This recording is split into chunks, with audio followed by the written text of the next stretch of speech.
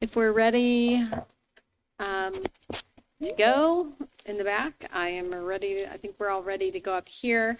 I'm going to call to order the Missoula City Council meeting for October 6th. I am not the mayor. I am the City Council President. The mayor is getting over COVID. She is feeling better, but she needs to rest because she's got a really big week ahead of her. So she's taking the night to recover a little more, and I'm going to step in for her. And if you'll, before we go any further, if you'll all join me for the Pledge of Allegiance.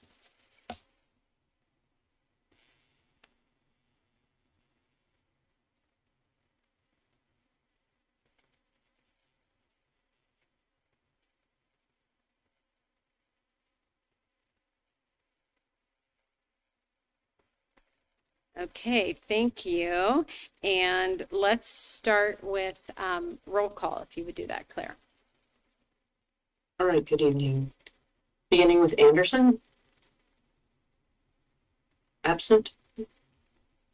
Becerra. Present. Becerra's Campbell. here. Here. Carlino. Absent. Farmer. Present. Jones. Present. Jordan.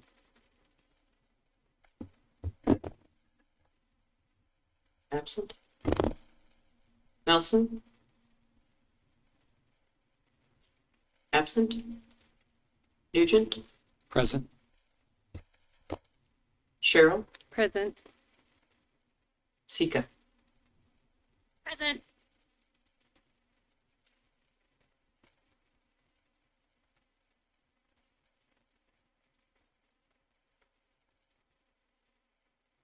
Right, and I believe we do have a forum.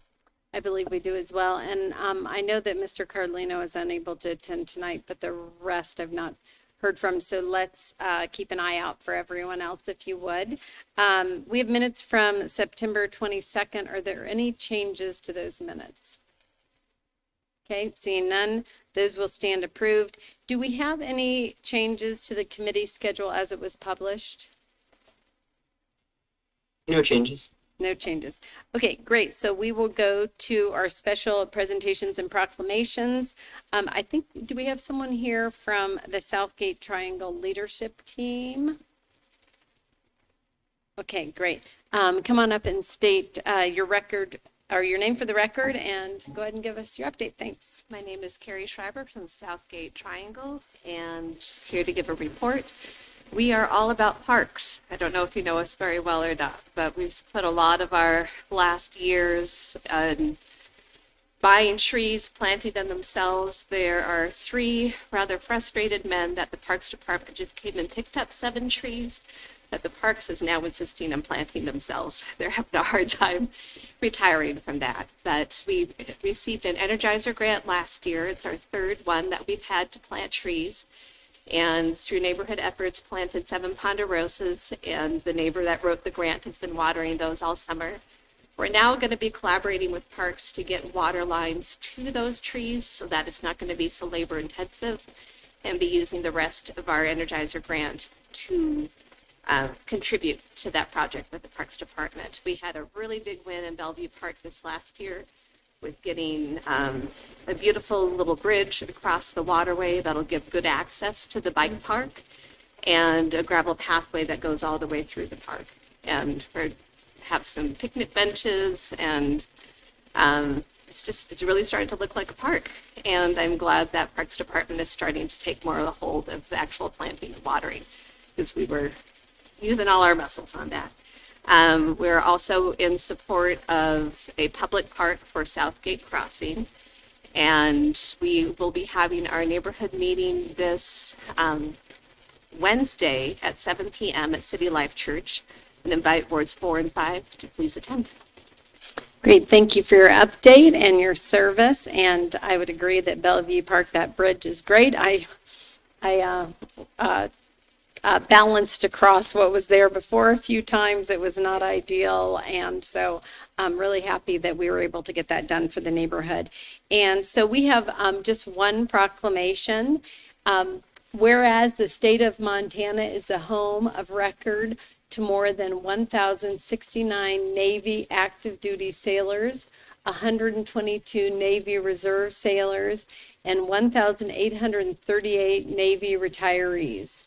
And whereas at least 30 ships have been named after the state of Montana and its cities, most notably USS Montana, ACR 13, CA 13, an armored cruiser that served during the Balkan War and World War I, and the USS Missoula, APA 211, an attack transport ship that participated in the battles of Iwo Jima and Okinawa during World War II, and whereas the United States Navy has safeguarded our nation's interests and promoted peace and prosperity on the seas for 250 years, standing as a pillar of strength, innovation, and sacrifice since its founding in 1775.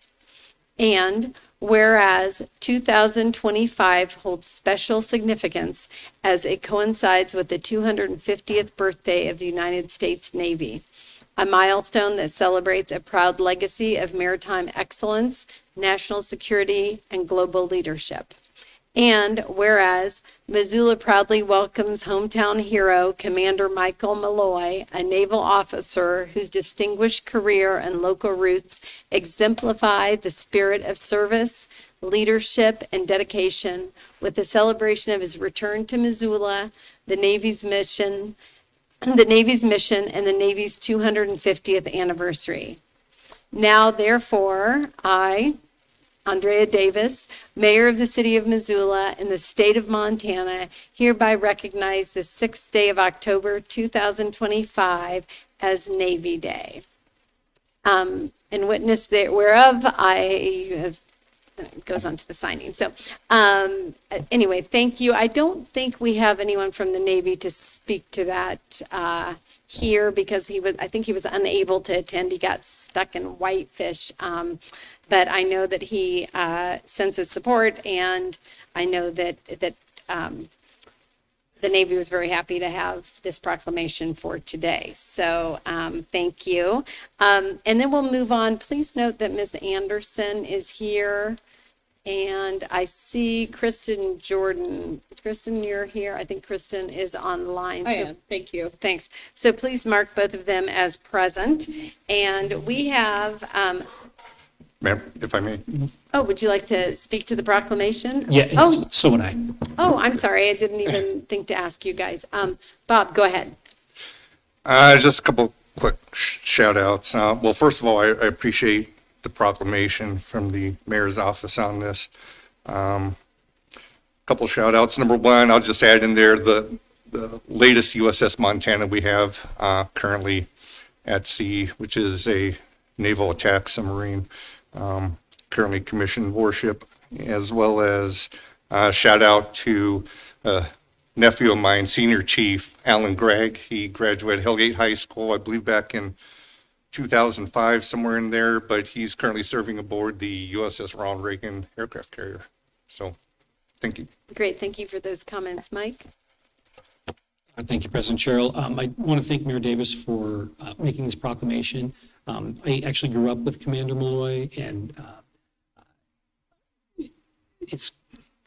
we were laughing when he was in town doing this goodwill tour and reaching out to people and that were not old enough to be at that level. But he has achieved so much in his career, and I think that the service that he and so many others give to our country is incredible and should be recognized. So I just appreciate that, and I wanted to give him a shout out because he's come a long way since we were little kids going to church together. Thank you. And I appreciate both of you speaking. I know that they were disappointed not to have anyone to speak on behalf of this tonight, and I thank all our naval officers for their service.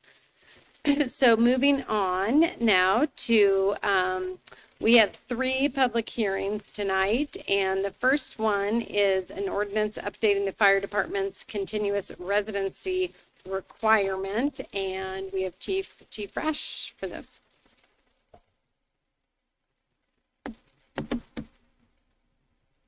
Council President, Council Lonnie Rash, Fire Chief. I'm going to be sharing a presentation here, I believe, in just a moment.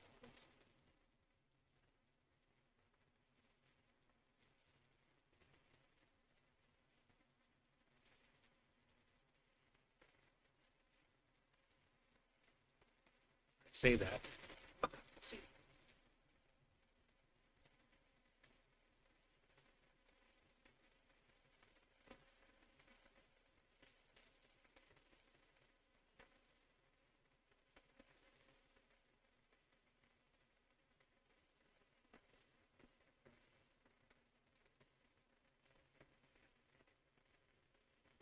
Apologize for this. Just a second.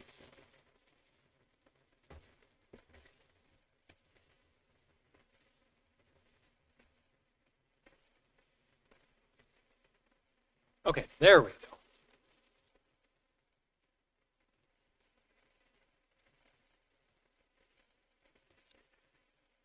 So thank you for letting me be here tonight. Just a couple of updates for you on this ordinance for the public hearing. Specifically, the ordinance really is requesting ordinance change to 2.80.030, which continuous residency requirement for Missoula Fire Department for 60 road miles. The basis of that is that every individual employed by the city of Missoula as a firefighter represented by local 271 shall be required to reside either within the city of Missoula or within 60 road miles from a Missoula City fire station. And that distance will be determined by using Google Maps. So our current ordinance is 45 minutes to city limits and has a lot of fire chief discretion. The proposed ordinance for you is a 60 road miles, physical road miles, from a fire station or a fixed location as the city grows and the city boundaries change, measured by a defined matrix, a little less fire chief discretion, really none, and it was a consensus conversation with Local 271. So I think everybody is on board and understanding that. Reasons for the change. Really, it aligns us closer to the Missoula Police Department recently adopted ordinance of 60 miles. Allows our members an opportunity for more choice in their residency lifestyle. Expands the recruitment target area for the future of recruitment, and our callback expectations of longer duration incidents. So today, depending on where, if we have a callback, and a callback is specifically when we have crews that are out for a longer duration, we need staff to come back to staff those fire stations to maintain our minimum staffing. The folks that live within 30 minutes are the only ones that are called and given that opportunity to come back because it's an immediate need. With this, the discussion has been is that if they live outside of that 30 minutes, then when we have longer duration events, such as wildland fires or something that's going to go a greater amount of time, we would have an expectation that those members would be notified and would return for those long duration incidents. This is just a map for you, kind of showing you where that expanded area goes up to Polson, down and further into the Bitterroot, past Drummond, and to St. Regis. So it gives us a little bit more of a targeted recruitment area, and again, for that lifestyle change. There's some data here for your evaluation, and that is in our current group, member residency is 90% of our members live within 15 minutes of city limits. 7.5% of our members live between 15 and 30 minutes of city limits. So those are the folks that are on that immediate callback. 2.5% of our members live 30 to 45 minutes, and then 0%, because it hasn't been a change yet, live between 45 to 60 minutes. And so I just wanted to illustrate that there's not a huge number of folks who live outside of that scope, but it also gives us an opportunity to recruit for those that may. Callbacks, again, I explained that as specifically if there's an emergent or a long duration incidents, we call folks back. Did a 1-year evaluation, and that is we had 29 callbacks, 98.3% of those callbacks were filled with requested numbers, meaning whether we needed 1-engine company, 3, 2-engine companies, 6, and 100% of the callbacks were filled, but a couple were filled with less than the required number. So of those 29 callbacks, 1 callback, we requested 3 and only had 2 come back. And in 1 callback, we requested 2-engine companies, or a total of 6, and 5 came back. So really, I think that our last conversation was what's the statistical change of are we getting callbacks? And the answer is yes. So I'm very confident that our members in the organization want to respond, want to be part of the community, and do come when they're requested. So again, just asking for your consideration to approve the change in 2.80.030, the continuous residency requirement for Missoula Fire Department to 60 road miles from the City of Missoula Fire Station. And happy to answer any questions or comments that you may have. So. Great, thank you so much. Are there any questions from council on this? Okay, I do not see any hands up, so I am going, Gwen, go ahead. I'll ask a question. I think this makes a lot of sense. And frankly, as we recruit people, we want to be able to offer the right equation for them to have their life that they envision here and make it work financially also. But in the future, if we get to a point where we are not fulfilling those callbacks at a reasonable rate, what are your thoughts on addressing the issue there? Yeah, I think honestly, right now, we don't have any hold to have members come back at all. There's no requested or required requirement for them to come back if we have that. If we show down the road where we don't have folks coming back, regardless of the distance out, that we may have to look at some type of mandatory callback that we would work with the bargaining unit on to ensure that we have staffing that's consistent and timely. I'm hoping that's way in the future, but certainly it's something that we have to consider. We have to monitor the data and make sure that we are routinely getting people back when needed. But there may be that would be another option that we would have to explore. Thank you. Thank you. Any other questions? Okay, so I'm going to go to the Chair of Public Health and Safety and for a motion. Thanks so much, Madam Chair, Acting Mayor, for the meeting. I make the recommended motion to adopt an ordinance amending Missoula Municipal Code Title II, Chapter 2.80, Section 2.80.030, continuous resolution requirement for the fire department that requires every individual employed by the city as a firefighter to reside either within the city of Missoula or within an area located no more than 60 road miles from any City of Missoula fire station. Thank you. And I'm going to call for, thank you so much. I'm going to call for public comment on this agenda item. Anyone in the room? I don't see anyone getting up in the room. Is there any comment online? You could raise your hand. Okay, so I don't see any hands raised online either. So I'm going to come back. Is there any council comment? Okay, Ms. Anderson. Thanks so much. Appreciate the chief bringing this forward and having a discussion with the union about this. I know there was a little bit of back and forth when the Missoula Police Department moved to change some of their requirements. And I just hope that as we continue to hire high quality folks, that they want to continue to engage in our community, but also recognize that there needs to be some flexibility with where they can live, and kind of, as was said, kind of the lifestyle that they want to live in, and you know, whether that be land or animals or whatever it may be. But I do think it's really important that our first responders are located kind of within our community, because they are such pillars of our community. And I appreciate that they kind of built in sort of a couple checkpoints for this, because I know that we will continue to be hiring folks, and how this may change in the long-term effects could, you know, look very different in 5, 6, 7 years. So I'm in support of this, and just kind of appreciate all the work that MFD is doing. Great, thank you. I appreciate those comments and I agree with that. I don't see any other hands up, so I think it would be safe for us to go to a voice vote on this one. So I'll call for that if you don't mind. Claire, all in favor, please say aye. Aye. Anyone opposed? Okay, that passes unanimously. Thank you so much, and thanks for being here, Chief. And we're going to go to our second item of our second public hearing, which is an ordinance amending Missoula Municipal Code 1050-140 A3 penalties for parking violations. Where's Jody? I saw Jody. Okay, there you are. Okay, Jody, come up, and if you'll introduce yourself, that would be great.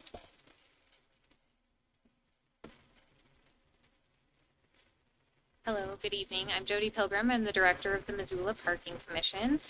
I'm going to share my screen here so that we can have the language for the ordinance revision on screen.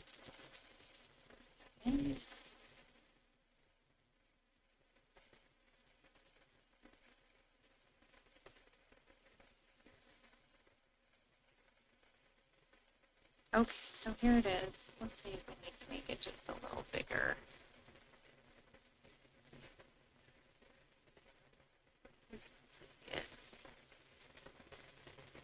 Okay, so the city of Missoula issues disabled parking violations in accordance with the Montana state law, which governs those violations. And in this legislative session, House Bill 38 passed, requiring a change to the fine structure for disabled parking violations. So those fines historically have been $100 a piece or each, no matter how many you received previously.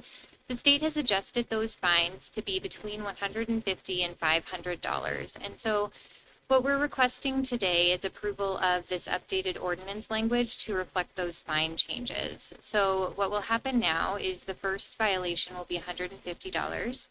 If you violate the disabled parking rules a second time, it's $250, and the third and subsequent violations will be $500. That state law went into effect on October 1st, and we did adopt that fine structure on October 1st. So we are just looking to update the ordinance language. Great, thank you. I mean, we just need to update. This is required by HB 38, correct? Yep. So we need to make these changes. Are there any council questions around this? Gwen? Hi, Jody. Thanks for bringing this. When it goes from first to a second violation and a third violation, does the clock start over after a year or no? How does that work? So that's the way, as you know, our meter violations work, and the escalating scale that we adopted for the fine increases for other types of violations will work. However, the state law sets no reset period for these violations. Now, we do enforce by license plate, so it's not by person. So if someone changes the license plate on their vehicle, they were at the $500 level, that car would reset to the $150 level. Got it. Thank you. Okay, thanks. Any other? Okay, I don't see any other questions. Thank you so much. And I'm going to go to, let's see, Mirta, do you want to make this motion? This is your committee, correct? Yeah, just 1 second so I can get this in front of me. All right. I move that we approve an ordinance amending section 1054-140A3 penalties, parking violations. Great, thank you. Is there any public comment on this item? Okay, I don't see any in the room. I don't see any hands up online. And so I'll bring it back to council, and this is something that we need to do. So I'm going to go ahead and do a voice vote on this one as well. All in favor, please, does anyone have any comments? I didn't ask for comments. Okay. All in favor, please say aye. Aye. Aye. Anyone opposed? Okay, that passes unanimously as well. Thank you, Jody, for being here for that. And then I'm going to go to our last public hearing, which is Paisley Park Annexation Rezoning subdivision and master site plan. And I think Dave DeGrandpré is online to give us a presentation. I see you online, and I'm going to pass it off to you now, Dave. Thank you, Council President Cheryl. Let me go ahead and share my screen.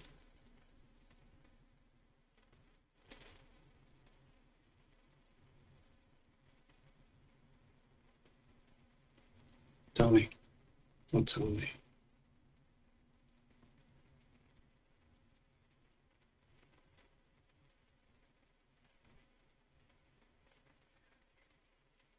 Okay, can you all see that?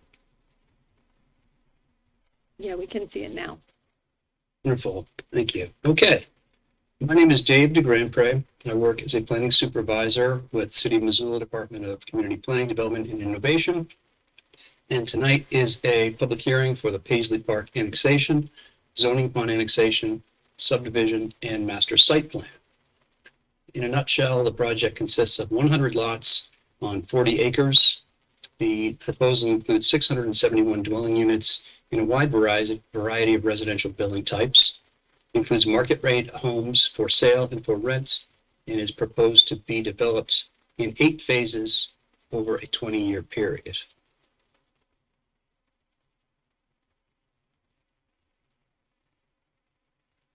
Property itself is located southeast of Missoula Airport, southwest of West Broadway, north of Mullen Road, and west of Reserve Street. It is located in the Subdivision Traditional Neighborhoods Master Plan area. Because this is an annexation, it means the property is currently located outside of city limits, and the landowner has submitted a petition to voluntarily annex the property into the city limits. The image on the screen, upper left, shows the property in the center with the star, and city limits are indicated by the pink shades to the north, to the west, and to the south, immediately adjacent to the property. The City of Missoula has an annexation policy, and the property is located in Annexation Area A on the annexation policy map. Properties located within Annexation Area A are prioritized for annexation, as they largely meet the city's guidelines for annexation. Specifically, the property is adjacent to city limits, it contributes to a logical growth pattern of the city, it is within the city's utility services area where water, sewer, transportation, public safety, and other public requirements can be met. And then further, the property in the annexation meets statutory requirements for annexation because the subdivision meets the recommended growth policy and Subdivision master plan recommendations as detailed in the staff report.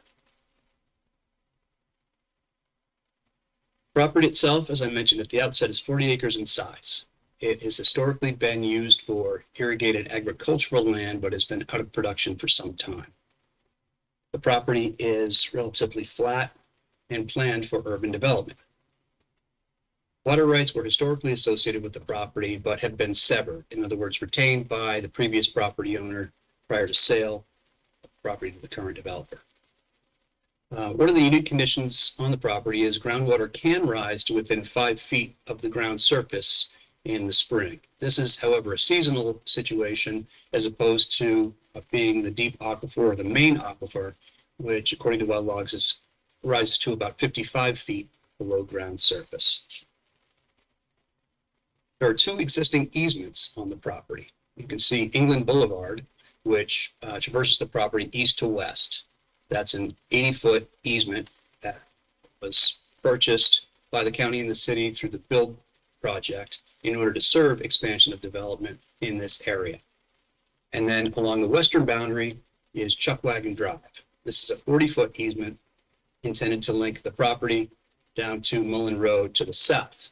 Typically, a street like this would have an 80-foot right-of-way, but in this case, there's kind of a unique circumstance. So when a property like this is developed, 40 feet would be developed on the property side, and then the additional 40 feet would be developed, in this case, to the west, the offsite property, when that property is developed. However, that property is owned by Missoula Airport, and at this point, there's been no movement in terms of acquiring that, or no agreement, I should say, in terms of the airport being interested in developing and providing the additional 40-foot easement.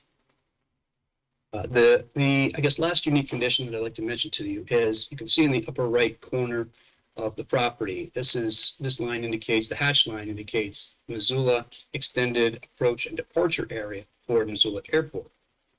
And the rules that the city has adopted for that area are really intended to lower the residential density. So a maximum of 4 dwelling units per acre is allowed within the EADA area.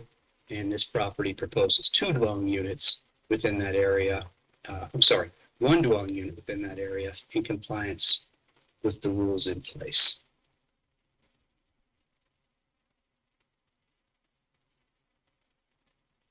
The next slide is sheet 1 of the preliminary plat. It's a 7-sheet preliminary plat, but I think this gives you an idea, kind of the main development plan. As you can see, the project has 100 lots.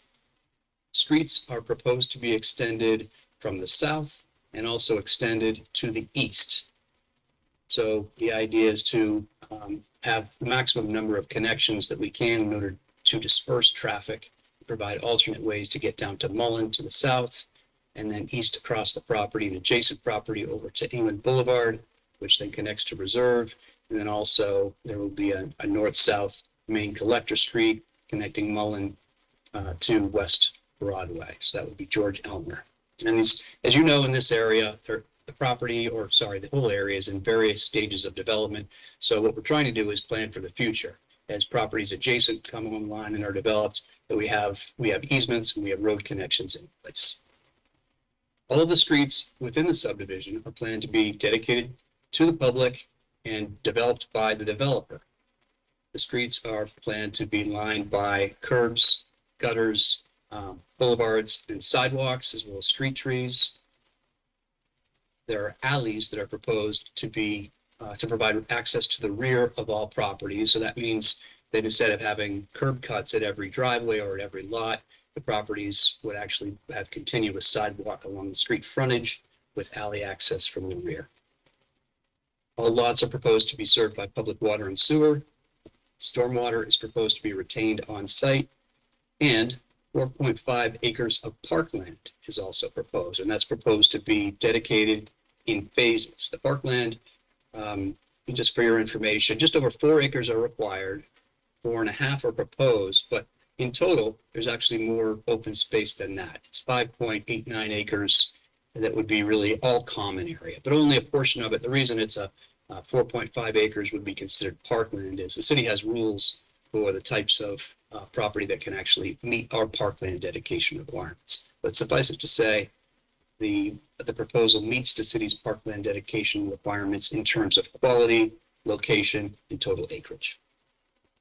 There are also 2 recreational and commuter trails that are proposed to connect to the city's overall planned network.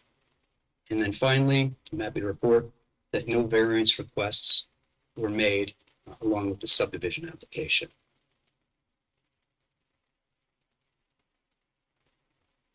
On the next slide, you can see the phasing plan that's proposed. So as I mentioned earlier, the property is proposed to be developed in 8 different phases, ranging over a 20-year period, or up to a 20-year period.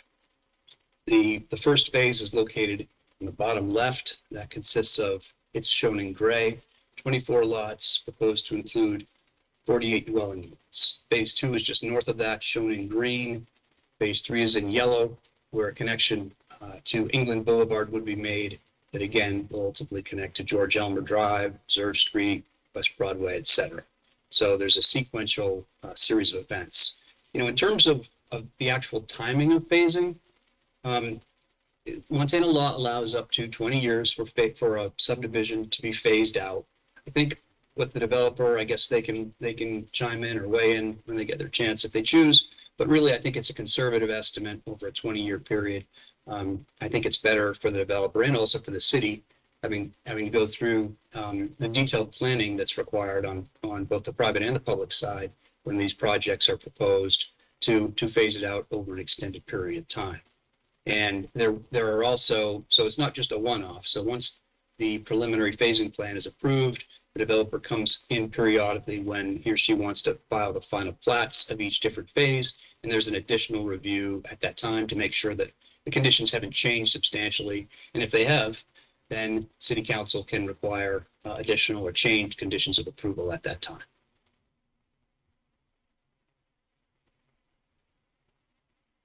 The city's growth policy or land use plan is the 2045 Our Missoula Land Use Plan, which Missoula City Council adopted in December of last year.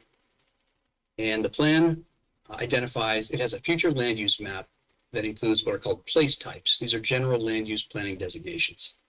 And the place type for this property, shown in purple, is urban mixed use low. And this place type is for areas that have an urban residential feel interspersed with a mix of commercial and cottage industries. It's intended to provide for a wide variety of housing types alongside moderate intensity commercial services. Buildings range typically from single family to row houses to large apartment structures and walkability is a core value in this place type. This place type also calls for block patterns with a high level of connectivity, such as compact grids. Transit service is envisioned when the population density, the employment density is sufficient to support transit. And then parks finally should be within walking distance for residents. The more local plan or vicinity plan is called the Swatup-Kane Neighborhoods Traditional Master Plan. And this also has more or less place types. It recommends a development based on neighborhood units, which are kind of the same thing. It's a land use planning or a general planning designation.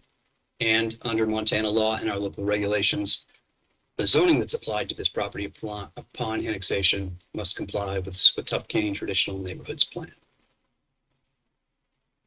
And this image shows the proposed zoning in different shades. So the zoning districts within this plan area are called transects. And you can see that there are multiple transects that are proposed on the varying lots. And that's because the zoning, the form-based code zoning in effect for this area requires a mixture of transects or zoning districts within any particular development.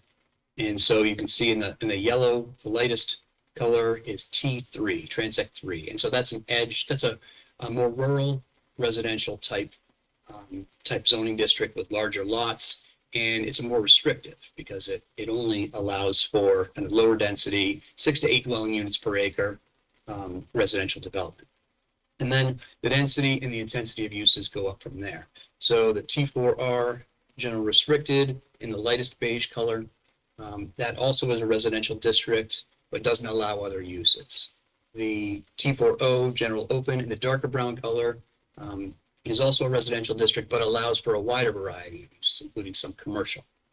And then finally, the reddish colored T5 mixed use, that's the greatest intensity and widest variety of uses that are allowed within the zoning district. And again, the developer under this zoning code has to come up with the appropriate mixture that are called of transects as called out in the form-based code area. You can see that also the different streets that are proposed, as well as the trails. The Flynn Trail on the west side or northwest side of the property bends all the way around across the northern extent. And then there's an east-west commuter trail as well, just below or south of England Boulevard. And this will lead to ultimately to Flynn Lane, Hellgate Elementary, and both of these trails will connect to the larger land trail system within the city. And here's a slightly different version of the master site plan. And it shows different housing types. So southwest corner are more single-family residential. Toward the center near England Boulevard, they're attached single-family residential and duplex type structures. And then farther to the east and northeast are larger structures, more apartment buildings, things like that. And then you can see that there are also in green are linear parks proposed to provide area for passive and active recreation, and trails are located within those as well. And so suffice it to say, the form-based code is complex and detailed in its requirements in terms of the mix of lots, blocks, structures, street types, and things like that. And as detailed in the staff report, this proposal complies with those detailed requirements of the Swatup-Kane form-based code. So in reviewing a subdivision, state law and our local regulations provide several criteria that are shown on the screen here. And I will go through those fairly briefly, but I would like to address them for the benefit of council as well as the public. So the first criterion is compliance with the city's growth policy, which again is the 2045 Missoula Land Use Plan, as well as the Swatup zoning that's in effect. As detailed in the staff report, project complies with the land use plan, urban mixed use low place type. It complies with the Swatup area master plan, community center neighborhood unit. As I mentioned earlier, this neighborhood unit requires a mix of transects and development densities, as well as lot sizes, block perimeters, street types, building types, and other parameters. And then finally, the subdivision complies with the requirements of the land use plan and the form-based code. The next two criteria are impacts or effects on agriculture and agricultural water user facilities. As I mentioned at the outset, this property was historically used as irrigated hay ground. However, the water rights were severed from the property upon sale, so it does not have water rights anymore.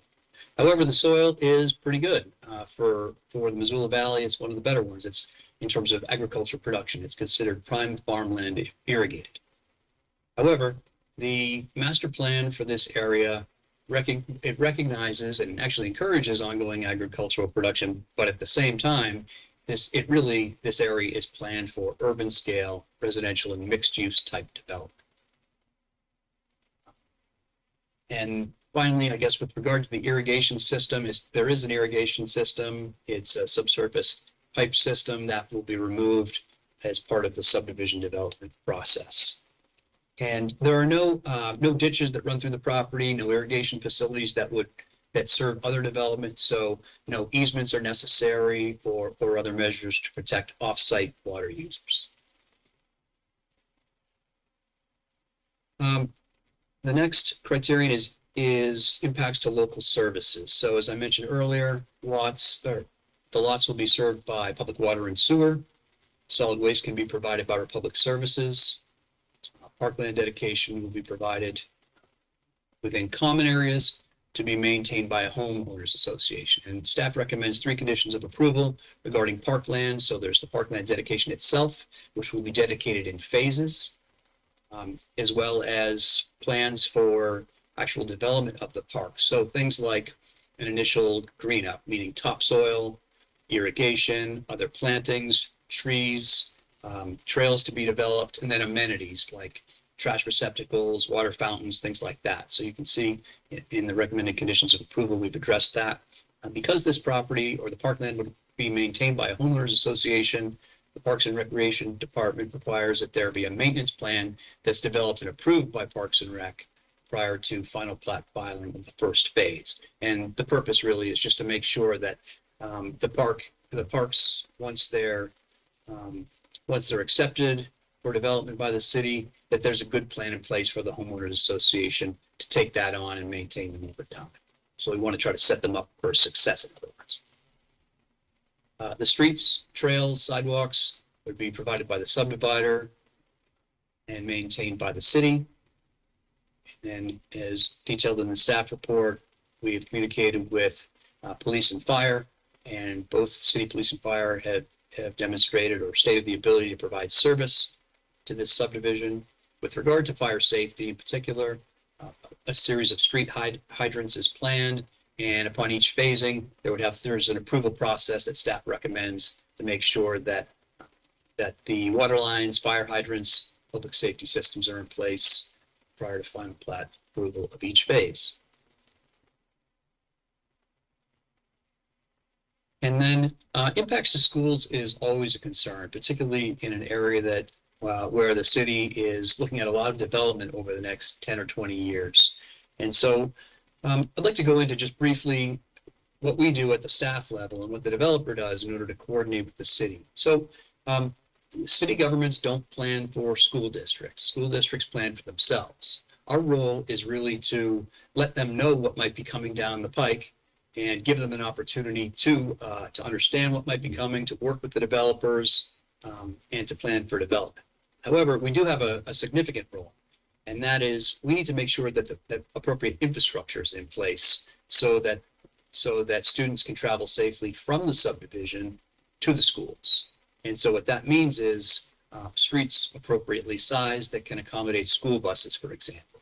That means that we have pedestrian facilities, bike facilities set up to link the subdivision to the school. So in this case, specifically, things like sidewalks, trails, appropriate street crossings, crosswalks, and then also coordinating with the transportation folks, with the school district to make sure that they're comfortable with what's being proposed.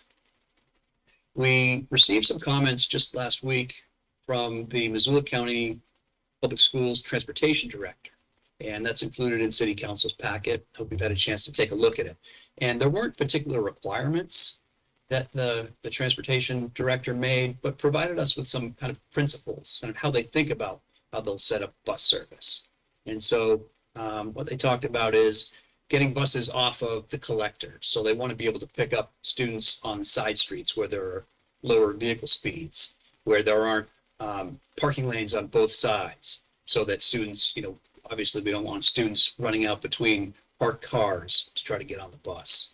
They also want to have bulb outs at intersections, so places that are, kind of naturally slow traffic and where students can cross safely across crosswalks. And so in this subdivision, all of the proposed intersections are intended to have crosswalks, are planned with crosswalks, are planned with bulb outs, so that there are safe places for buses to stop within the travel lanes and for students to be picked up.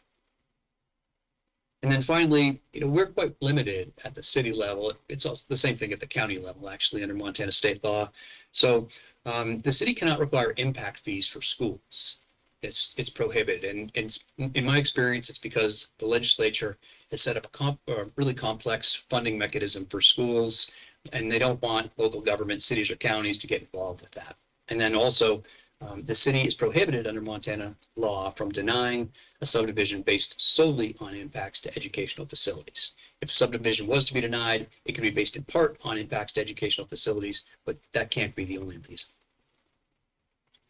So moving on, the next criteria are impacts to the natural environment, wildlife, and then public health and safety, which I've talked about a bit already. But in this case, for the natural environment and wildlife, biological assessment was conducted when this whole area was planned back in probably 2019 through 2020. A biological assessment was conducted. We recognize that there's the potential for high groundwater, and a proposed condition of approval is that there be no basements allowed unless the developer demonstrates that the property can, or the lot can be developed with basements and groundwater can appropriately be mitigated.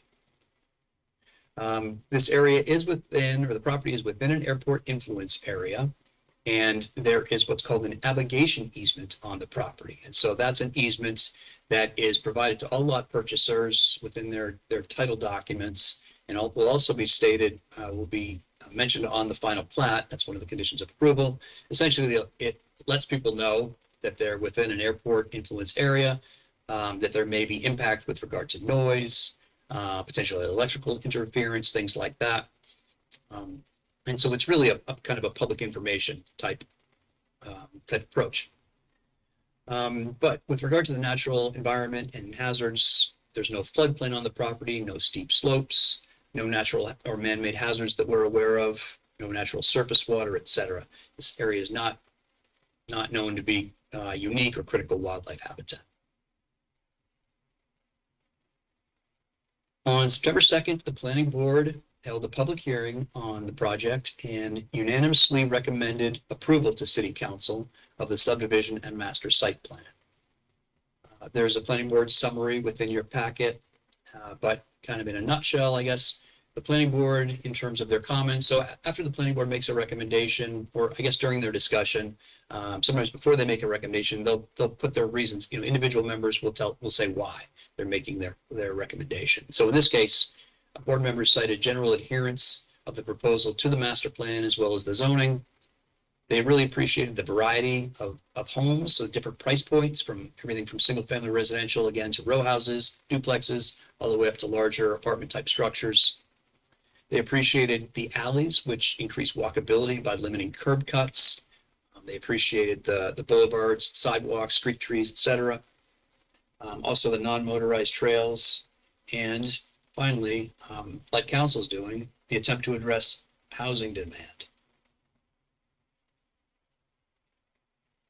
Staff recommends, and the planning board recommended as well, 31 conditions of approval. Most of them are really quite standard. Things like identifying street names, identifying, installing fire hydrants and getting approval, building streets, sidewalks, parks, trails, things like that appropriately. But there are a few unique ones. That England Boulevard, again, that main east-west collector road, be developed in phases, including an off-site segment. So directly to the east of the property is 40 acres of undeveloped land. And so in phase 3, the developer would be required to connect England Boulevard from the property to where it exists in the West End Home subdivision to the east. Another unique condition is Chuckwagon Drive. Again, this is on the west boundary, that it be developed with phase 1 on and off-site, so connecting to the south through the Remington Flats subdivision. And then also that there be a second street connection developed by the subdivider, most likely to one of the streets within the Remington Flats subdivision to the south in phase 2. And again, the other conditions are really quite unique, but I'm happy to talk about any of those if you'd like. And then finally, there are two motions that are requested to be addressed by council tonight following the public hearing, and they are a resolution to annex and zone the property as shown here, as well as approval of the Paisley Park subdivision, preliminary subdivision plat application, and master site plan, subject to the conditions of approval. And that concludes my presentation. I'll stop sharing. Okay, thanks. Thanks, David. Appreciate that. We saw this item in council on the 24th of September and had an opportunity at that point in time to ask questions and take public comment. But I'm also going to go back for questions, of course, tonight. So are there any questions on this? Kristen, go ahead. Yeah, thank you. Thanks for that presentation. I have a couple questions. I think you were pretty clear, but I just want to double check. The network commuter trails are going to be accessible by anyone, not just the residents in the area. Is that correct? Yes, it is. Okay. You mentioned stormwater will be retained on site. Can you explain what that means?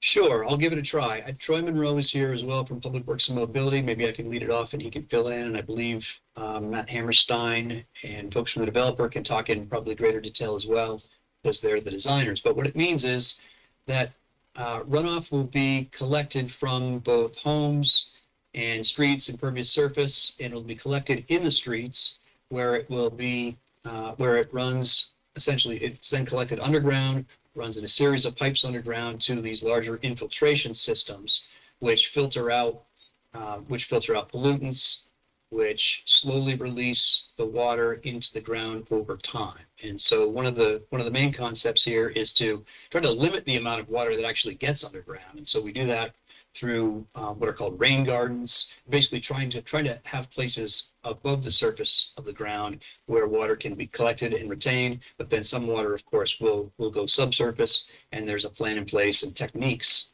in place to slowly infiltrate that water into the ground, hopefully without polluting groundwater.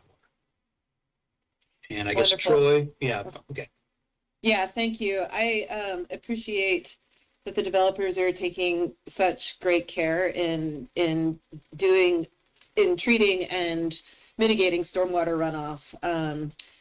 I work stormwater in my day job, and this is a really high quality project that I just would love to see all our developments use this type of stormwater treatment. So thank you for explaining that again.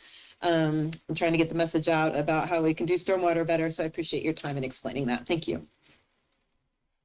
Okay, thanks. Bob? Thank you, Madam President. Thank you, Dave, for the presentation. So I had a question generally about theoretical build out of this subdivision once all phases are completed.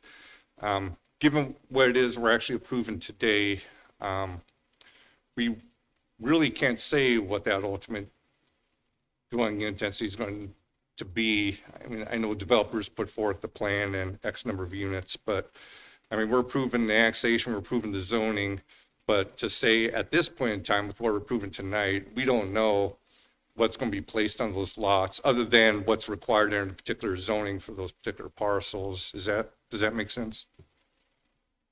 Yeah, I think that's accurate. You know, what we're looking at tonight really is the subdivision of land. So the subdivision of, well, annexation into the city limits, the application of particular zoning, as well as the subdivision of land and the approval of the phasing plan. And subdivision of land really means the creation of lots, blocks, rights of way for streets, and then preliminary plans for, again, stormwater, water, sewer, all of those good things. But ultimately, you know, development occurs.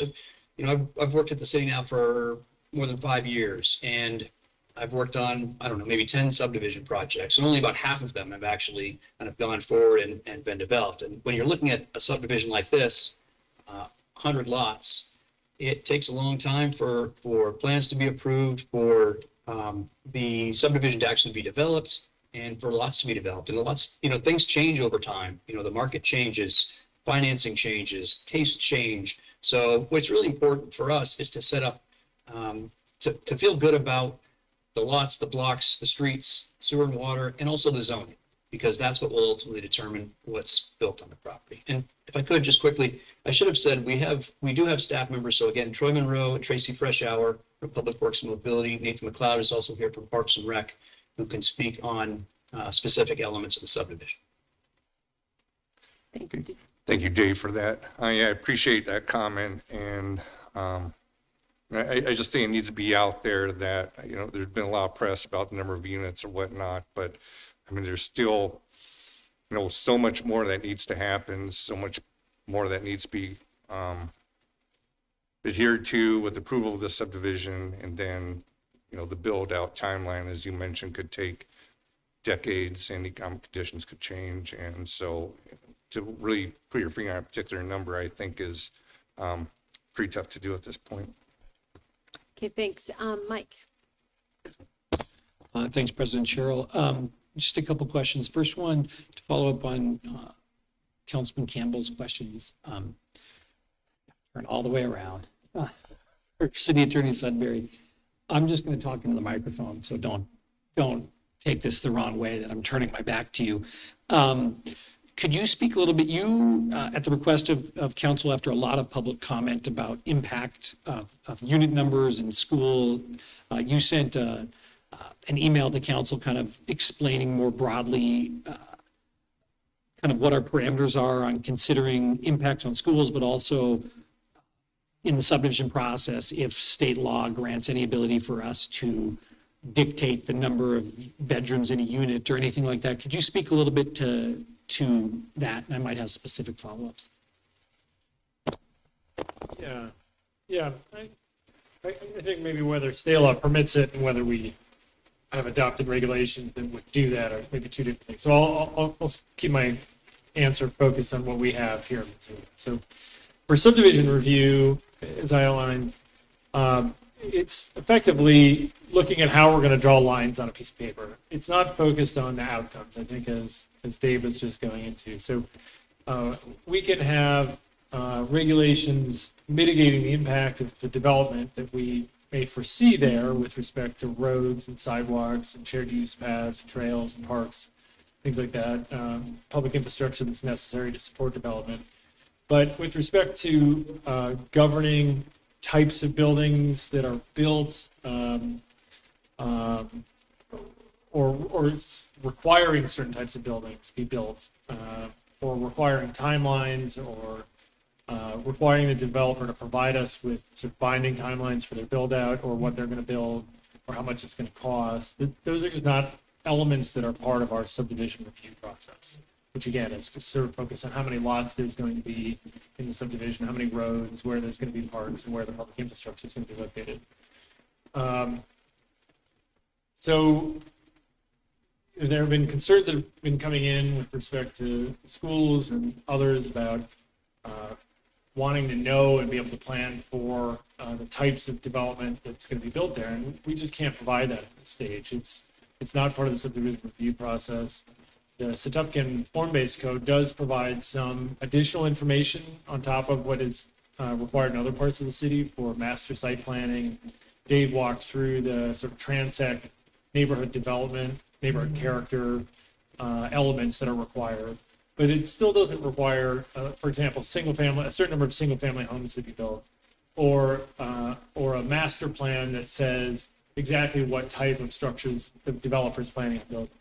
And in fact, as part of our code reform, is kind of moving even further away from this and simply saying, these are the types of buildings that are allowed on parcels. You can put different numbers of units in those structures so long as they meet certain requirements. So, we're kind of even moving with the code reform process that of course isn't adopted yet, but we were moving is kind of further and further away from, the planned unit development concept where we did know exactly everything that was going to be built at the time that it came to a governing body for review. And so this is one of those projects where it comes in, we know where the tracks and lots are going to be located. We know where the streets and public infrastructure is going to be located, and parks and things like that. But we don't know at this point what's going to be built on the parcel. Dave said it could take many years before the developer even knows what they're going to build, because the market conditions may change from an early phase of the project to a later phase. They may change their mind about what they thought they were going to build at the outset to later. So we can include, and council can include, and I think staff have included a series of conditions that mitigate the overall impact of the project on the health and welfare of the public generally, to accommodate vehicles correctly, to accommodate necessary bike and pedestrian infrastructure, parkland, so that people have open space to recreate. But in terms of some of those other elements, in terms of timing and requiring information on building products and timelines, that's just not information that we have or that we require during the subdivision process. So that's sort of a long and winding answer, but hopefully I touched on most of the points you wanted me to get. You did follow up? Of course. You did, because, land use is this complicated conversation that often goes on for years before projects come to us. And often the public thinks that the city proposes projects, but that's not really what happens. And obviously, in this case, we have a developer who has submitted an application based on everything you just outlined and kind of the predictability of the land use plan we've adopted, the Swatup-Kane master plan we've adopted. And the city also, as Dave mentioned, applied for a build grant and received it for significant infrastructure investments out there.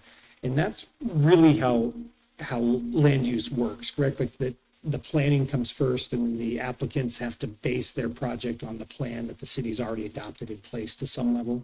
Yeah, and that raises a good point that I think I failed to get to in my answer was, you're right, the land use plan sets this overarching goal for how the city thinks an area should develop into the future. And then we adopt subdivision regulations and zoning regulations to sort of implement that plan. And here we're at the subdivision phase where the developer's looking to divide up this large tract into a bunch of smaller tracts. And so our subdivision regulations govern how that's done. And then the Setupkin master plan has a couple more elements that are required as part of this master plan. But we won't know what's built until after the subdivision is approved and when they go for zoning. So when they come in with building permits, then we look at those building permits to see whether they comply with the zoning regulations that are in place at the time. So, we're currently in the process through code reform of changing those, but right now we would look to see if the building size is the correct size, whether there's density requirements in the current zoning, whether if those go away, we would have to look at this floor area ratio mechanism that we're looking at in code reform to see if there's a number of units and the size of the building is proportional to the size of the parcel. And so there's elements that we look at for building structure and form at the zoning stage that we don't really look at in the subdivision stage, except to see that the lots are the correct size to house to be able to house units that are allowed up. We don't want to allow them to create lots that are too small to build on. So once you pass the sort of minimum threshold test for zoning, subdivision moves forward. But again, the building structure and timing, that comes later with the building permits. Thank you. I have 3 questions left. I don't know what you want me to do with Okay, them. but- well, keep going. Okay. I think this question's probably best asked to Troy Monroe. The build grant was a very public application process. It was a partnership between the city of Missoula, the county of Missoula, the Chamber of Commerce, the Missoula Economic Partnership, several other organizations. The website for that project is still online. The city was successful in, I believe, getting $13 million for infrastructure out in the Swatupcane area, which has included some of the connector roads that have been put in, as well as sewer infrastructure, water, stormwater infrastructure. But my question for Troy is, part of that was also, and some of the support for that was also further connections to West Broadway. And the city has achieved one of those by kind of connecting England Boulevard all the way out. But I'm curious if this project brings us closer to those additional connections to West Broadway, and what what is the plan for those? Thank you, Councilor Nugent. Troy Monroe, City Engineer for Development Review. What I have here on the screen is kind of the western part of the Setupcane area. This was a photo of last year, so it kind of shows the streets that were completed as part of the build grant. The main connection that was completed was Mary Jane, which connected from Mullen all the way up to West Broadway. And then England has been extended from Flynn Lane west to George Elmer. George Elmer reaches from England down to Mullen Road. And then we have roundabouts installed at George Elmer and Mary Jane. So that was kind of the extent of phase 1 of the build grant. And as you know, the city received half of the grant that they asked for. So in upcoming years, Doherty Drive will connect from England Boulevard to Mary Jane.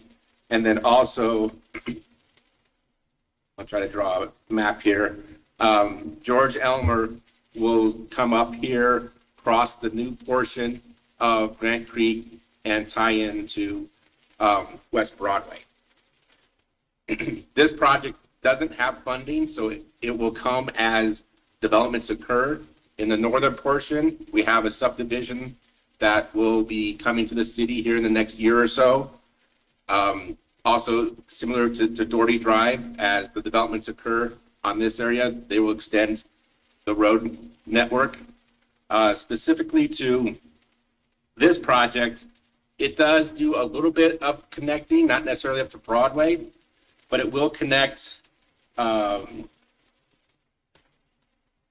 It will connect Chuckwagon, which extends all the way to Mullen, up to England, which then will connect to further to the east. So this subdivision will fulfill, and this will occur at least by the 3rd phase, the connection of Chuckwagon to England, and therefore make somewhat of an easier connection for folks headed west or east. Thank you. So we basically, that grant covered the first half of it, and the second half of it's going to be covered by the developers as projects are put in place.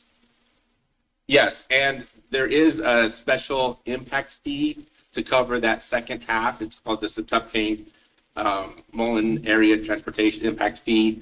So every new home and business that occurs in this area is paying, contributing to that cost to help fulfill these last road segments. All right, thank you, Troy. My next question is for Dave, and I was hoping, Dave, that you could kind of outline how the master planning process works. I know that's not necessarily exactly your area, but just one of the things we're hearing a lot in public comment on this and a lot of subdivisions is the land use plan, I guess, doesn't listen to the public, or council doesn't listen to the public. And I was hoping you could kind of outline how that public participation in a master planning process works, especially the Swatupcane one, since that's what we're talking about. Sure. Well, with any master planning projects, it can only be successful if there is public participation, if there is public buy-in. And so that's a real challenge for public sector planners, is to get people interested. Everyone's busy, right? You know, whether you have kids you're dealing with, your job, other, you know, recreational opportunities or activities, things like that. It's just hard to get people interested, to get them to know about it, spark interest, get people to show up, to understand, to present information to people in a concise manner that they can really get, typically with graphics and things like that, and to get meaningful input, then use that input to try to meet the goals that are out there. So the goals that people articulate. And so every single one of these plans that we developed has extensive, and we feel like it's our responsibility as public sector planners, like it's our duty. We have to get good, meaningful public input from citizens, from affected parties. And so we try our best to do that. And so, for example, with the Swatup-Kane master plan that was developed, it was actually a really a unique and innovative project because it started in 2019 and then COVID hit. 2020 COVID hit before you knew it. And so suddenly the world changed and the project and public outreach shifted to outdoor public outreach sessions, online meetings. I wasn't working on that specifically, but I've read the plan and read the public outreach component, and I know there were fairly monumental efforts to try to get input from the public. And then once we get that input, we really have to make it usable. We have to make it actionable. So boil it down to specific goals that we're trying to achieve based on what the public has to say.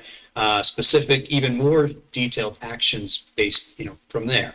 And one of the things that came out, or a couple of things that came out of the Swatup-Kane master plan, were a vision for the area. And really the vision is a range of housing types, but also with open space, parkland, some hopefully agricultural areas that can still be in production, as well as good transportation corridors, a lot of connectivity, a mixture of uses, a mixture of lot sizes, building types, all of those things.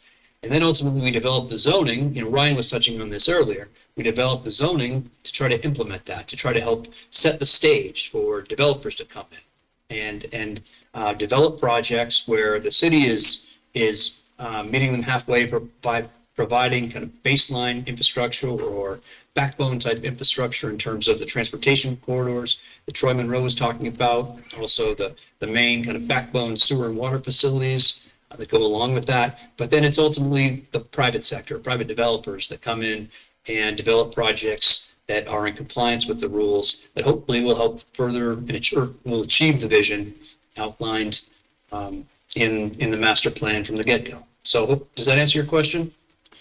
Yeah, it does.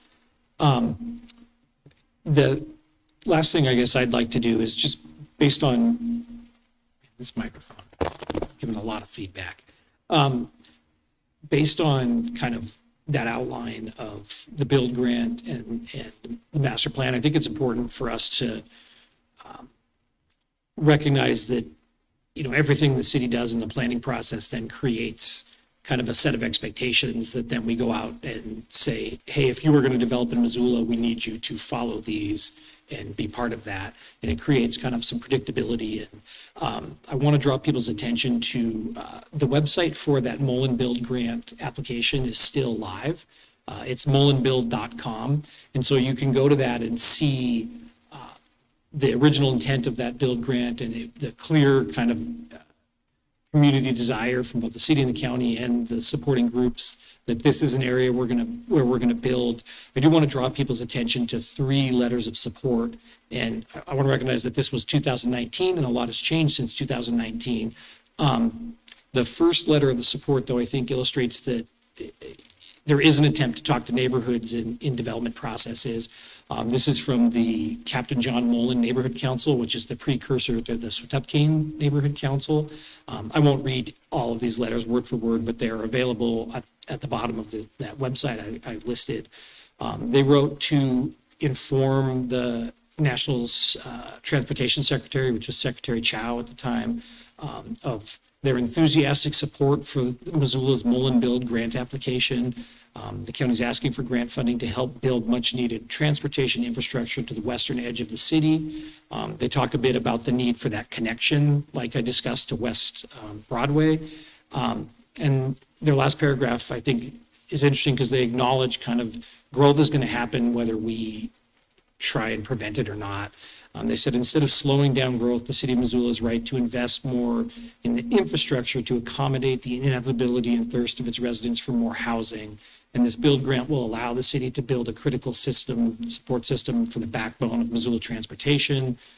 We from the Captain John Mullen neighborhood, again, would like to show our support, and we hope you will join us in this endeavor as well. The next one I wanted to highlight was from the Hellgate Elementary School District. And I recognize that in 2019, there was a different superintendent than there is now, and I think there's different participation in those projects. So I do not want to put words in the current superintendent's mouth. I know both the former and the current and respect them both very much. So I just want to highlight that Hellgate Elementary was part of that process for the build grant that kind of recognized housing is coming out there. This was from Doug Reisig, who was the superintendent at the time. This is a letter to inform you of Hellgate Elementary's enthusiastic support for Missoula's Mullen Build Grant. New roads in the project area will create a network of complete streets, including sidewalks and bike lanes, to improve connectivity and provide access to nearly 1,500 acres of developable land. New trails will connect to existing bike ped system that can link residents to work and other destinations in minutes. Preservation of open space will provide opportunities for parks and agriculture. It goes on to say the roadway improvements will better quality of life in Missoula and make life safer for the 1,500 children who attend Hellgate Elementary. The road linkages will greatly improve the efficiency of our transportation system, relieving congestion in many areas. Talks more about the safety. Ends with this project is an exciting opportunity for our community, particularly because it brings so many groups to the table to plan Missoula's future. And then the last one I'd like to highlight is from the Missoula Airport, which also sent a letter acknowledging the build grant and the growth and expressing support for it. So we've heard comments, a lot of comments about those three groups. And I just think it's important to know that this conversation about growth has been occurring for a decade out there, and they have been at the table for some of these conversations. Thank you. There's no one else's hand up, which is why I just said keep on asking questions. So I'm going to go ahead and put it back to you since you're the land use and planning chair. And why don't you go ahead and make both recommended motions, and then we'll vote on them separately, but take public comment together. All right, happy to put the motions on the floor so we can open public comment and hear from everybody in the room. I move City Council adopt a resolution to annex the subject property legally described as tracts 5 and 7 of the Certificate of Survey 3176 located in Section 12, Township 13 North, Range 20 West, PMM, Missoula County, Montana, as shown on Exhibit A, and zone the property so Tupkane Traditional Neighborhood Development Form-Based Zoning transects OS Open Space, T3 Neighborhood Edge, T4-0 Neighborhood General Open, T4-R Neighborhood General Restricted, and T5 Mixed Use Center, subject to the recommended conditions of approval based on the findings of fact and conclusions of law in the staff report. And I further move City Council approve the Paisley Park Subdivision Preliminary Plat Application and Master Site Plan, subject to the recommended conditions of approval based on the findings of fact and conclusions of law in the staff report. Great, thank you. So we have the motions are on the floor, so I'm going to take public comment. Please come up to the microphone, state your name. We allow for 3 minutes for public comment, and I'll give you a timer up here so it'll count you down. And yeah, come on up if you have comment. Yeah. Thank you, Madam Chair. My name is Dr. Molly Blakely, Superintendent at Hellgate Elementary. I was at the meeting on the 24th of September and expressed some concerns. Mr. DeGrand-Prix, thank you today for actually acknowledging the challenges for transportation. I didn't hear that on the 24th of September. It pleases me that you did acknowledge that today. Currently at Hellgate Elementary, we are surrounded by poor planning. We have neighborhoods that our buses cannot get down the streets because the streets are so narrow and people park both on the left and the right side, creating a really dangerous environment for our students. There are also neighborhoods where the sidewalks butt up to the alley and the garages of homes, again, a huge safety risk for our students. We also face those neighborhoods where there's very, very inadequate crosswalks dedicated for our walkers and our bikers. So I really want to make sure that there's a very overt and deliberate plan for school buses in this area. There will be 2 different districts going through there, Hellgate Elementary and Missoula County Public School High School District. For Hellgate Elementary, we have 2 morning runs and 2 afternoon runs. That's a lot of buses going in those neighborhoods. In addition to that, I know that, sir, in the back, you talked about that you don't know the number of units. As a school superintendent, I cannot put a strategic plan together to plan for increases in enrollment and impact on facilities if we don't have that data. I realize you don't have it now, but when you do have it, the prudent thing to do is to communicate clearly with the school district. Because again, we cannot plan when we don't know how many units and how many bedrooms and if it's rental or if it's a purchase. That's how we do our math to figure out what our enrollment is. We know the building is out in that area, and I'm not anti-growth, but it has to be strategically planned and it has to be well planned because right now we are pretty much at capacity at Hellgate Elementary. We don't have a lot of room. And in order to plan for the next person, I won't be the superintendent in 20 years, but it's my responsibility to do that strategic and very responsible planning. So thank you. Thank you. We appreciate your comments and coming in both times with us. Is there any other public comment on this item?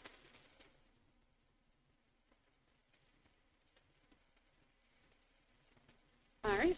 My name is Kyla Tripp, and really loved the last presentation. It pretty much echoed a lot of the things that I was going to say.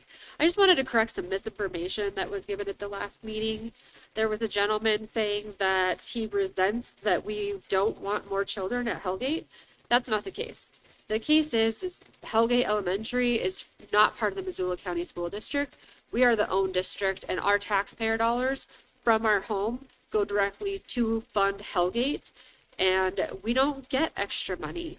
So I think the ending of his comment was whatever money you don't have left, you can just get from the government. I don't know what that means. It means nothing to me other than more taxpayer dollars, and the fact that we just cut 23 teachers from the Missoula County Public Schools kind of tells you that we're not going to get extra money. The planning sheet, right now, I guess we're approving something quite ambiguous.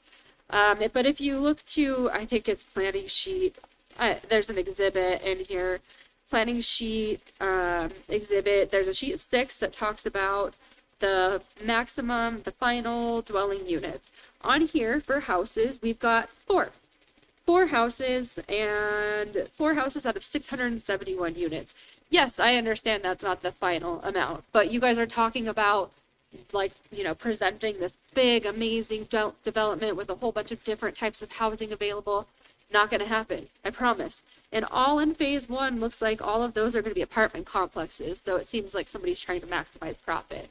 Additionally, next year, the parking requirements per person or per dwelling has been removed. Missoula will no longer require parking per a certain amount of units, and so that builder from Spokane, who probably has no interest in Missoula, will be able to do whatever he wants with parking. And we know when somebody has alley parking, they're parking on the road, and we run into that situation where 2 cars can't even pass each other because there's lanes parked on both sides. Also want to point out that a triplex in the current very similarly designed place here was $475,000 for 1 unit. In order for somebody to pay for that 1 unit of that duplex, they would have to make $125,000 to $145,000 a year to support that. If they have 5% down, best case scenario, right? Low interest rates. Average Missoula wage is what, $50,000 to $60,000 a year? They're not getting these houses. They don't benefit from them. This is not the kind of place that we need. We need to maintain a structure. I am all about expanding. This is not the way to do it. We don't need to continue to add all these apartments. My taxes keep going lower, and this is not helping. And we keep doing this over and over. It's insanity. Thank you for your comments. Is there anyone else that would like to comment on this project? Okay, I don't see anyone getting up in the room, so I'm going to go to online.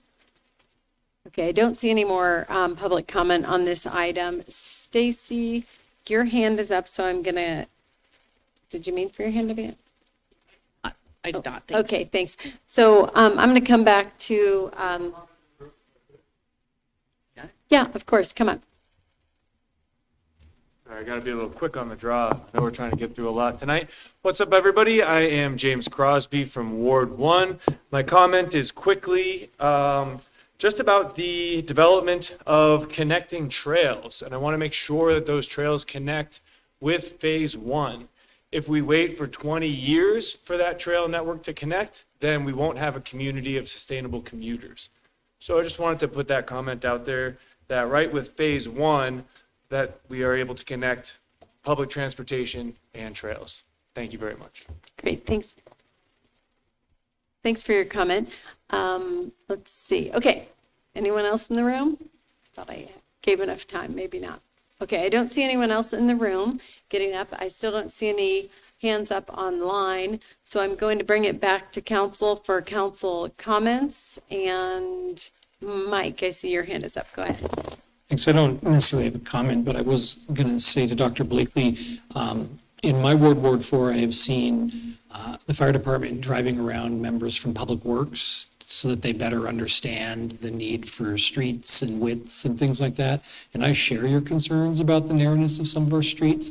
So I would ask that you have Hellgate Transportation reach out to Public Works and extend that same invitation so they know what driving those school buses through some of those tight streets are. I think that would be a very beneficial exercise in some of this development out in your area, because I agree the street width is a concern that we hear a lot, and that is not necessarily set at the subdivision process, but it's more of a Public Works manual thing. So I think that would be very helpful. Yeah, that's a great idea. Thank you for that. Councilor Campbell, go ahead. Thank you, Madam President.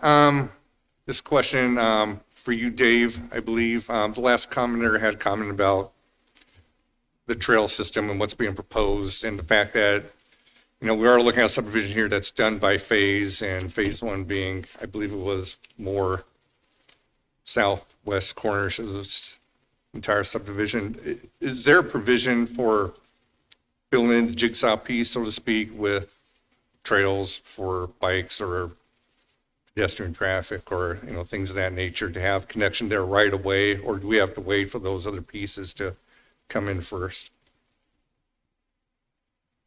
Thanks for the question. The trails will be developed along with different phases. However, to address that very concern, condition number 14, it's recommended by staff as well as the planning board, states the subdivider shall dedicate a minimum 20-foot public access easement for the portion of the east-west commuter trail located outside of public right-of-way, and shall show the easement on the face of each pertinent plat. But the easement must be dedicated concurrent or prior to or concurrent with Phase 1. So right at Phase 1, we'll get the east-west trail easement. So it doesn't mean the trail will be developed fully in Phase 1, but it means it will be in place for the future. And then with the trail going along the west, the Grant Creek Trail along the north, or sorry, the west and the north. Let's see here.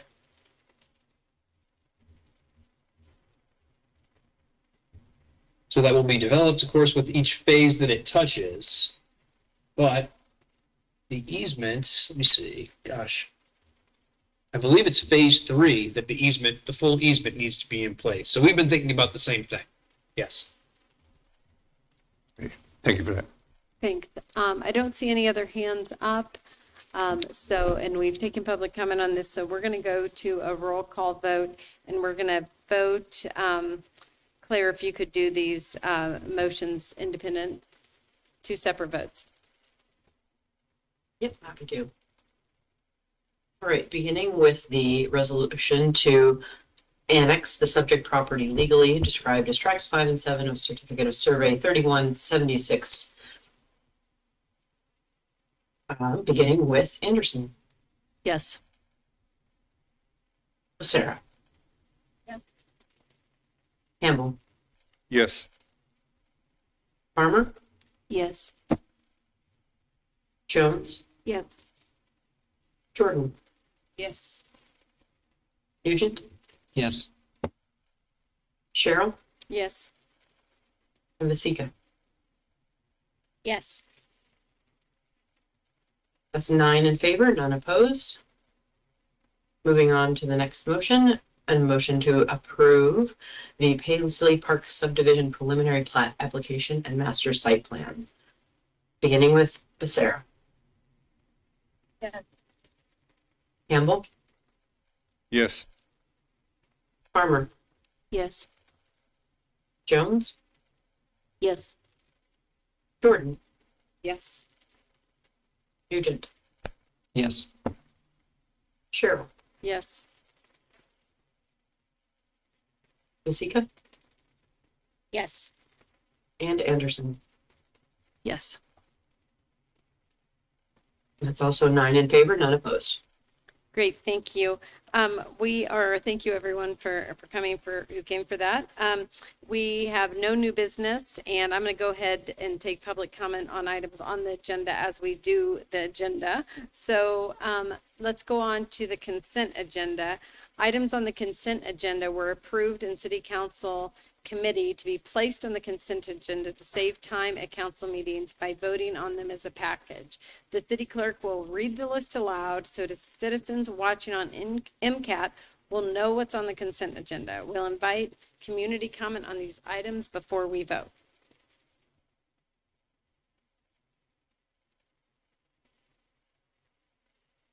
All right.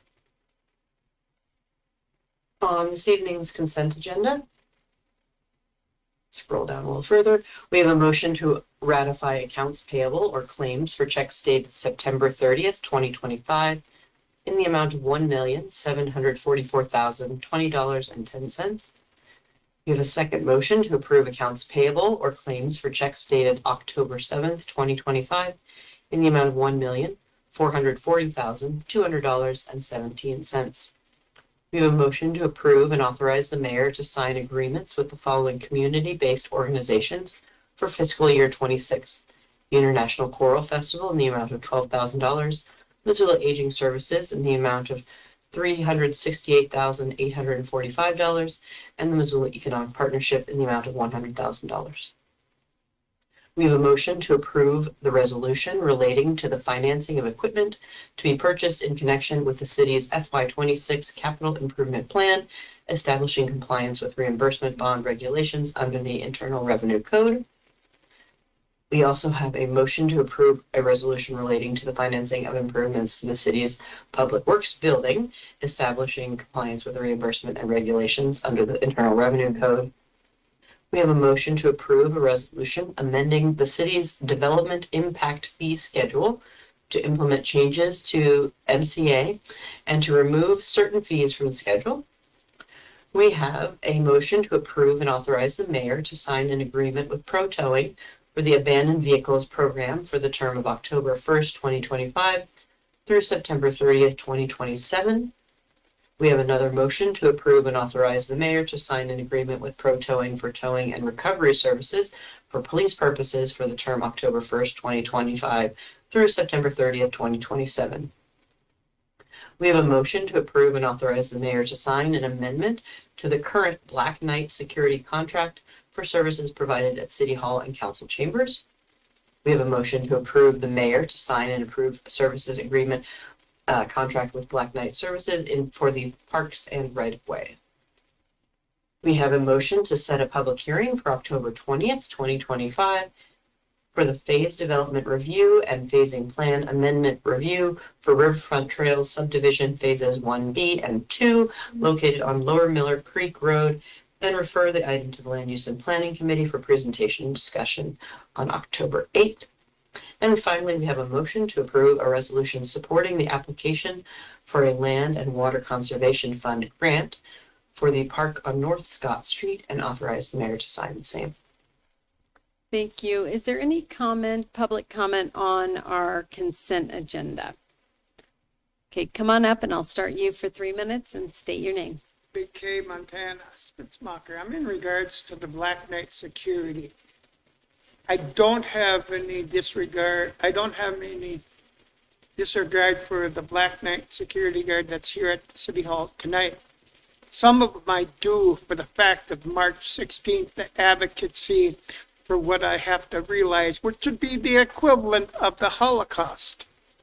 To the fact of the matter, how things were handled March 16th, that I was what the psychiatrist said in regards to OPD. It's a hate crime.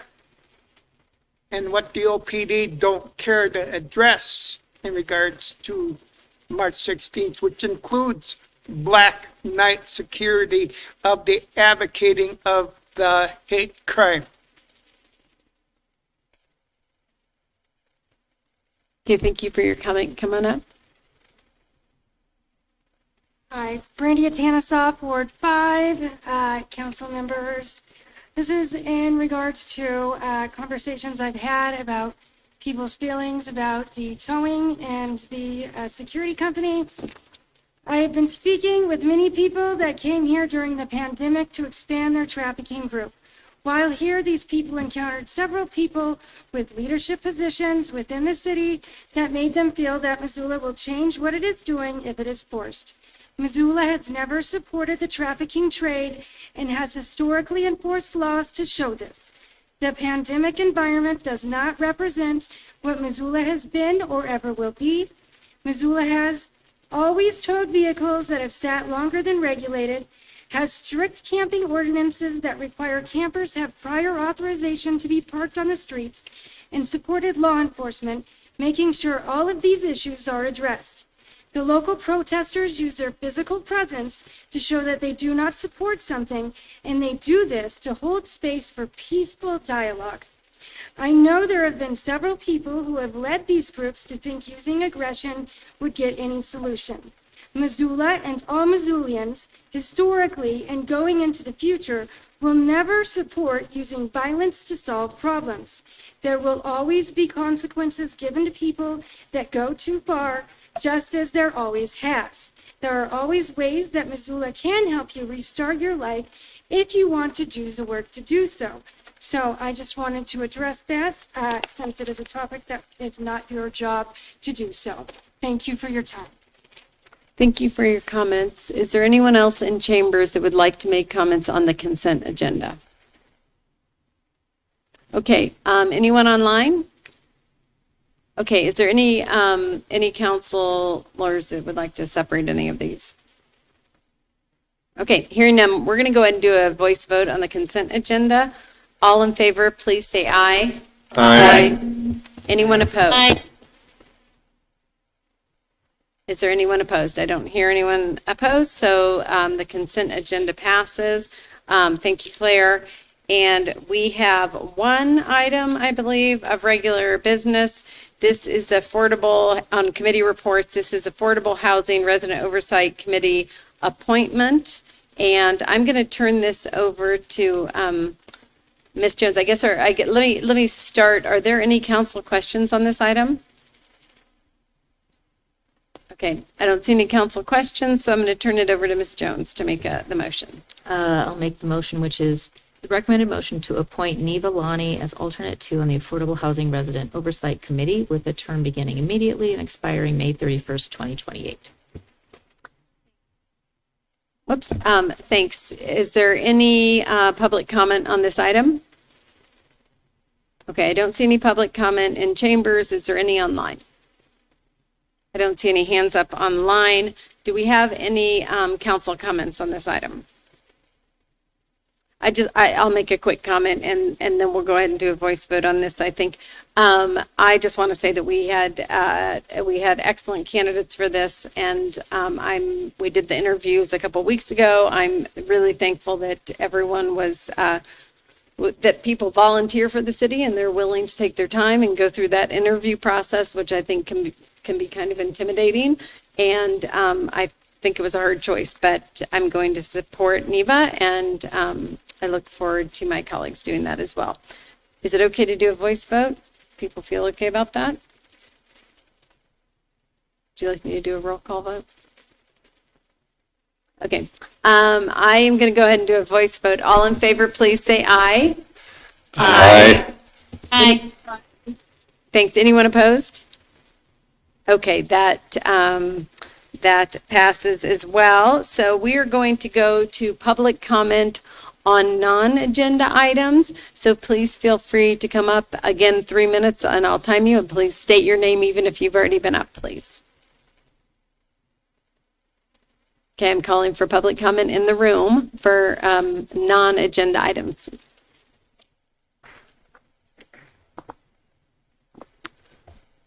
Hello again, counselors. My name is James Crosby from Ward 1.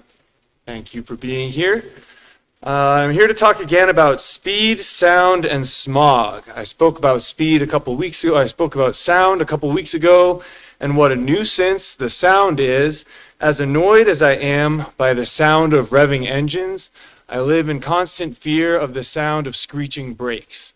So tonight I want to speak specifically on speed, and not just to complain, but to offer a possible solution. At this time, as there are a lot of new residents in Missoula here for college and other reasons, I think it's an appropriate time for an enforcement sprint to offer the idea that there are zero tolerance zones that we do not want people hot rodding around.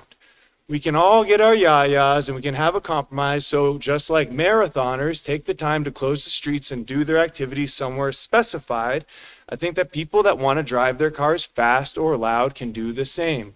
Find a place to do it safely so that we don't have body bags in front of Big Dipper, so that we don't have crashes downtown, and so that a victorious Grizz game does not become overshadowed by vehicles crashing into each other just off the university campus. So I would like to ask that, even though there is a lot that takes Missoula PD's time, could we please provide a little extra attention to the people that choose to drive their cars recklessly around town? The reason that I'm bringing this to you now is last week I was in Maine visiting my father and his wife. She just recently had her 50th anniversary high school reunion, and I asked her, how did it go? And her face dropped. I said, what happened? Friday went very well, and a lot of people turned out for Saturday. But on Saturday afternoon, at a restaurant on a road similar to Brooks, there was a party driving in excess of the speed limit who passed a slower vehicle on the right and T-boned another car.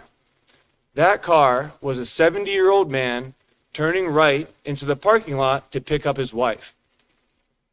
He did not survive. The driver of that car did survive. The driver of that car was 20 years old and learned how to drive during the pandemic after having a lot of driving experience in video games. I think what we have on our hands now is a generation that does not have the risk management for the activities that they're choosing, and that should not be inflicted upon us as a community. So, should we do nothing? No.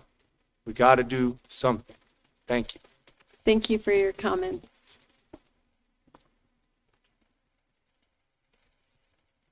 Big K, Montana. I'm going to write off his comments. The best people in this city, and I've noticed them myself, sitting and watching the bus drivers drive, very critiquing them. How many people run stoplights, stop signs, and I would say to the bus driver, have you seen that? This guy speaks a lot. The bus drivers could be a good realizing of the circumstances of what they see. I'm surprised there's not more carnage, because there's a lot of risk out there on the roadway. And maybe you see it, some of it yourself if you're paying attention. But the bus drivers, they see a lot. Thank you for your comments.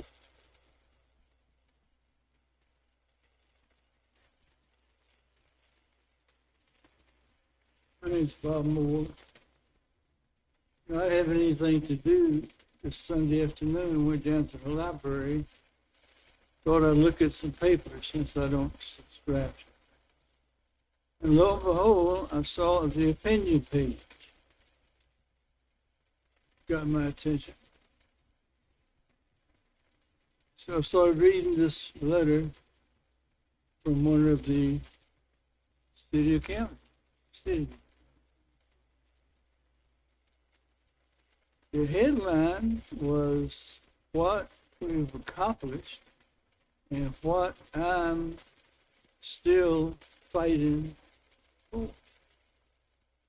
I said to myself, oh my gosh, I'm going to be able to be happy about something on the city council. So I read it. I couldn't find anything that was accomplished, that was good. Perhaps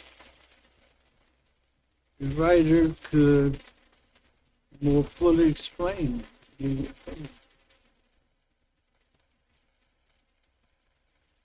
For example, I'm not a fan of the MRA or TIF.